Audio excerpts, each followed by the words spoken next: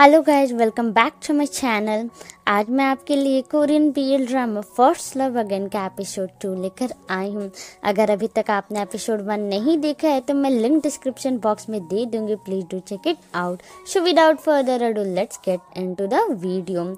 जैसा कि पिछला एपिसोड में हमने देखा था कि जब यॉनसक को हायोन के बारे में पता चलता है तो वो खुशी खुशी उससे मिलने जाता है, लेकिन उसके तो होश ही उड़ जाते हैं जब वो ये देखता है कि जिस लड़की का इंतजार वो 300 सालों से कर रहा है वो इस जन्म में लड़का है। बेचारा यॉनसक कुछ बोल ही नहीं पाता है। हायोन यॉनसक को देखकर पहचान जाता है कि वो एक जाना माना नॉवेलिस्ट है। हायोन बताता है कि वो उसका बहुत बड़ा फैन है, उसने कल ही यूट्यूब में उसकी वीडियो देखी थी। यॉनसक की नज़र हायोन के नेम बेच पर जाती है जहां पर उसका नाम जोंग हायोन लिखा हुआ है। यॉनसक को इस तरह हक्का बक्का देखकर हायोन उससे माफी मांगता है और उसे ऑर्डर करने के वक्त बुलाने को बोलकर चला जाता है। तभी फ्लैशबैक में हम देखते हैं कि 300 साल पहले यॉनसक के पहले जन्म में जहां वो काम करता था वहां पर उसे डोल्सी कहकर बुलाते हैं। हर छोटी सी छोटी काम के लिए डोल्सी को ही बुलाया जाता है। डोल्सी के चेहरे से थकावट साफ झलक रही होती है, लेकिन जैसे हायोन उसे बुलाती है डोल्सी की सारी थकावट मुस्कुराहट में बदल जाती है और वो भागकर हायोन के पास जाता है। हायोन उसे सबसे पहले छाया में बैठने को बोलती है, उसके बाद वो उससे उसका नाम पूछती है। डोल्सी अपना नाम डोल्सी ही बताता है, जिसे सुनकर हायोन कहती है कि वो कोई नाम थोड़ी ना हुआ, डोल्सी तो नौकरों को बुलाया जाता है। हायोन चाह रही होती है कि डोल्सी का कोई नाम हो, इसलिए वो उसे अपनी तरफ से यॉनसक नाम देती है कि यॉन से यॉनसक का नाम बनाती है, जिसका मतलब होता है बॉन्डिंग यानी कि बंधन। यॉनसक को चुप देखकर हायोन को लगता है कि शायद उसे उसका नाम पसंद नहीं आया। यॉनसक जल्दी से बोलता है कि उसे उसका दिया हुआ नाम बहुत पसंद आया। कहानी प्रेजेंट में आती है। यॉनसक को यकीन नहीं होता है कि किस्मत ने उसके साथ इतना गंदा मजाक किया है। वो इस गम को भुलाने के लिए बहुत ही ज़्यादा ड्रिंक करने लगता है और हायोन को काम करते हुए देखकर आहें भरते रहता है। रेस्टोरेंट का मैनेजर यॉनसक को इस तरह नशे में डूबे देखकर उसके पास आता है और पूछता है कि वो ठीक तो है। तभी हायोन वहां आता है और कहता है कि वो यॉनसक को घर ले जाएगा। हायोन को अपने सामने देखकर यॉनसक को गुस्सा आ जाता है। हायोन किसी तरह यॉनसक को घर ले जाने की कोशिश करता है और उससे उसके घर का एड्रेस पूछता है, पर यॉनसक वहीं पर बैठ जाता है और हायोन से पूछता है कि वो कौन है। हायोन फिर से यॉनसक से उसके घर का पता पूछने की कोशिश करता है कि तभी यॉनसक उल्टी करने लगता है। उसके बाद वो हायोन को वार्निंग देता है कि वो अगली बार उसे अपनी शक्ल ना दिखाए। हायोन किसी तरह यॉनसक को उसके घर लाता है। यॉनसक खुद अकेले जाने को बोलकर लड़खड़ाते लड़खड़ाते घर की ओर चलने लगता है। हायोन अपने घर जाने के लिए मुड़ा ही होता है कि तभी वो देखता है कि यॉनसक जमीन पर गिर गया है। ये देखकर हायोन स्माइल करता है और यॉनसक को उसके कमरे में ले जाकर बेड पर लिटा देता है। हायोन वापस जाने लगता है कि यॉनसक उसका हाथ पकड़कर खींचता है और उसे गले लगा लेता है। अगले दिन मोबाइल के अलार्म से यॉनसक की नींद खुलती है। जब उसे याद आता है कि कल रात उसने क्या किया है तो वो बहुत एम्बैरेस फील करने लगता है। यॉनसक कमरे से बाहर आता है, तभी कोई उसके घर की दरवाजा खोलने की कोशिश करता है। यॉनसक डर जाता है ये सोच कर कि कहीं हायोन ना हो, पर जब वो शिनबी को देखता है तो उसे चैन की सांस आती है। यॉनसक शिनबी से पूछता है कि उसने उसे क्यों नहीं बताया था कि हायोन इस जन्म में लड़की नहीं लड़का है। इस पर शिनबी कुछ नहीं बोल पाती है। यॉनसक डिसाइड करता है कि अब वो नॉवेल नहीं लिखेगा। वो अपनी novel when the second moon rises को इसी महीने लिखकर खत्म कर देगा। शिनबी पहले तो गुस्सा करती है, पर फिर वो सोचती है कि यॉनसक जितना नॉवेल लिखना चाहता था उसने लिख लिया है, अब उसके नए नॉवेल लिखने का समय आ गया है।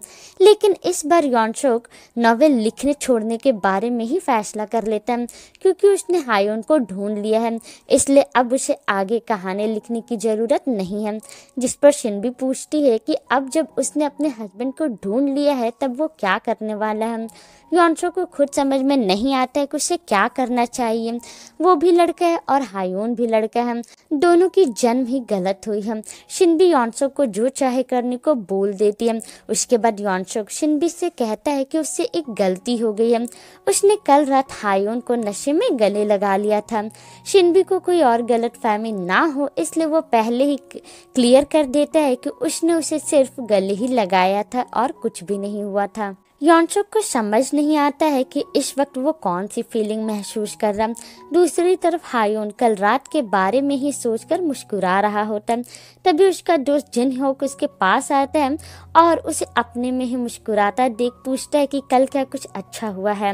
हायोन की शिफ्ट खत्म हो चुकी होती है इसलिए वो जिन होक के साथ बैठकर ड्रिंक करता है और पूछता है कि वो कोरिया वापस क्यों आया है। जिन होक पहले तो कहता है कि वो उसकी वजह से कोरिया वापस आया, पर फिर वो बताता है कि उसे कोरिया की बहुत याद आ रही थी। जिन होक हायोन से पूछता है कि क्या उसे इस रेस्टोरेंट में काम करना अच्छा लग रहा है। इस पर हायोन बस स्माइल करता है। नेक्स्ट सीन में हम देखते हैं कि यॉनसुक लव लिमिट जोन नाम की एक बीएल मांगा पढ़ रहा होता है। बुक में दो लड़कों का ड्रंक सीन देखकर वो खुद को हायोन के साथ इमेजिन करके डर जाता है, जिससे कॉमिक बुक उसके हाथ से छूटकर गिर जाती है। यॉनसुक खुद को यकीन दिलाता है कि ये बस बुक है, रियलिटी नहीं। यॉनसुक दोबारा कॉमिक पढ़ने की कोशिश करता है पर उससे नहीं हो पाता है। अगले दिन यॉनसुक ईयरफोन लगाए फिर से कॉमिक पढ़ने बैठ जाता है, जिस वजह से उसे अपने घर की घंटी सुनाई नहीं देती है। बहुत बार घंटी बजाने के बाद यॉनसुक का ध्यान फाइनली दरवाजे पर जाती है और वो कैमरे पर देखकर पूछता है कि बाहर कौन है। दरवाजे पर खड़ा लड़का खुद को शिनबी बुक का नया एडिटर बताता है। यॉनसुक पहले तो ये सुनकर चौंक जाता है और वो उस लड़के को कोई भी जवाब नहीं देता और इस बारे में पूछने के लिए शिनबी को कॉल लगाता है कि तभी वो स्क्रीन पर देखता है कि न्यू एडिटर कोई और नहीं बल्कि हायोन है। यॉनसुक बाहर आता और हायोन से कहता है कि उसने उसे कल ही अपनी शक्ल दिखाने के लिए मना किया था, तो फिर वो यहाँ क्या कर रहा है। इससे हायोन को ये तो पता चल जाता है कि यॉनसुक को वो याद है। यॉनसुक साफ साफ कह देता है कि उसे एडिटर की जरूरत नहीं है, जिस पर हायोन कहता है कि उसे चेयरमैन ने भेजा है, वो बस एक एम्प्लॉय है, वो वही कर रहा है जो उसे करने को कहा गया। उसे तो पता ही है कि चेयरमैन कितनी खतरनाक है। हायोन अंदर जाने की कोशिश करता है पर यॉनसुक उसे रोक कर कहता है कि उसे पता भी नहीं है कि वो चेयरमैन से भी ज्यादा खतरनाक है। इतना कहकर यॉनसुक दरवाजा बंद कर देता है और अंदर आकर शिनबी को कॉल करता है। शिनबी कहती है कि इस वक्त यॉनसुक को बहुत काम करना है इसलिए उसने मदद करने के लिए हायोन को भेजा है। हायोन ने खुद ही जॉब के लिए अप्लाई किया, इसका मतलब उसे अपना काम आता है। यॉनसुक जब मना करने की कोशिश करता है तब शिनबी कहती है कि अगर यॉनसुक के दिल में उसके लिए कोई फीलिंग्स नहीं है तो उसे उसके साथ काम करने में कोई दिक्कत नहीं होनी चाहिए। उसके बाद शिनबी फोन रख देती है। तभी शिनबी से मिलने हायोन की बहन हाजिन आती है। कोई भी चारा नहीं होने की वजह से यॉनसुक हायोन को घर के अंदर आने देता है। यॉनसुक अपनी और हायोन की दूसरे जन्म वाली फोटो को छुपा देते हैं और पूछता है कि वो यहाँ क्यों आया है। हायोन अपने बैग से निकाल कर यॉनसुक को येलो फ्लावर्स देता है, जिस तरह हायोन ने उसे पिछले जन्म में दिया था। ये देखकर यॉनसुक की यादें ताजा हो जाती है। उसके बाद यॉनसुक हायोन से उसका नाम पूछता है। हायोन अपना नाम डेविड बताता है क्योंकि उसके कंपनी में सारे लोग इंग्लिश नाम का इस्तेमाल करते हैं। साथ ही साथ वो ये भी बताता है कि वो अक्सर उसके पोस्ट पर कमेंट्स करता था। उसके बाद वो यॉनसुक को अपना रियल नेम जोंग हायोन बताता है, जो यॉनसुक के नाम से ही मिलता जुलता है। पर यॉनसुक कहता है कि उनके नाम में कोई भी सिमिलैरिटी नहीं है। यॉनसुक अपने पास्ट वाली हायोन के बारे में सोचता है और कहता है कि उसके पास हायोन को पसंद करने के अलावा कोई और चारा नहीं था, क्योंकि कोई भी खुद को किसी से प्यार करने से रोक नहीं पाता।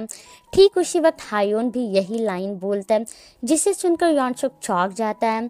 फ्लैशबैक के जरिए हमें पता चलता है कि हायोन का शुरू से ही प्लान होता है कि वो उस इंसान से मिले जिसने when the second moon rises book लिखी है, और फाइनली उसका वो सपना पूरा भी होता है। हायोन यॉनसुक के सामने बैठा होता है। तो इसी तरह एपिसोड 2 यहीं पर खत्म होता है। आई होप आपको ये वीडियो पसंद आई होगी। अगर आपको ये वीडियो पसंद आई है तो आप मेरे वीडियो को लाइक और कमेंट कर सकते हो और मेरे चैनल को सब्सक्राइब। तब तक मिलते हैं नेक्स्ट वीडियो में। Bye bye.